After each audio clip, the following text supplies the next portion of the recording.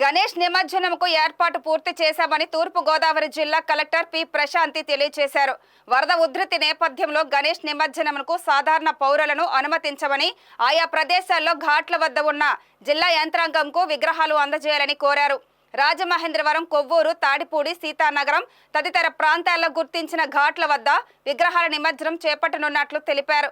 గోదావరి ఉధృత స్థాయిలో ప్రవహిస్తున్న దృష్ట్యా జిల్లా యంత్రాంగం సూచనలు పాటించాలన్నారు.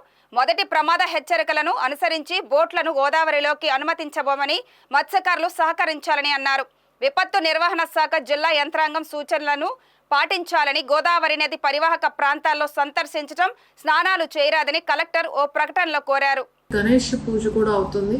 ఆ నిమజ్జనంకి ఏర్పాట్లన్నీ కూడా మేము రెవెన్యూ అండ్ పోలీస్ యంత్రాంగం పూర్తిగా చేశారు.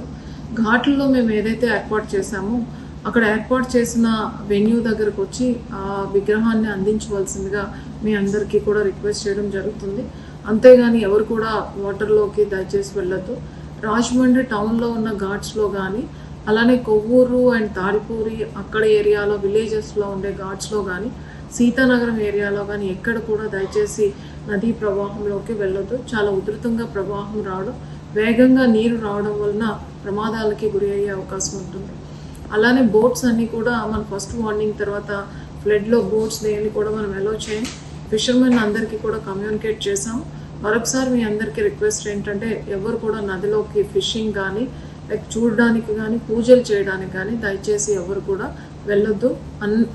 అనవసరమైన ప్రమాదాలను కూడా తీసుకురావద్దు. దయచేసి డిజాస్టర్ మేనేజ్మెంట్ ద్వారా, అలానే జిల్లా యంత్రాంగం ద్వారా వచ్చిన హెచ్చరికలను పాటించండి. ఇళ్లలోనే ఉండండి. నదీ పరివాహ ప్రాంతంలోకి దయచేసి ఎవరు కూడా వెళ్ళొద్దు.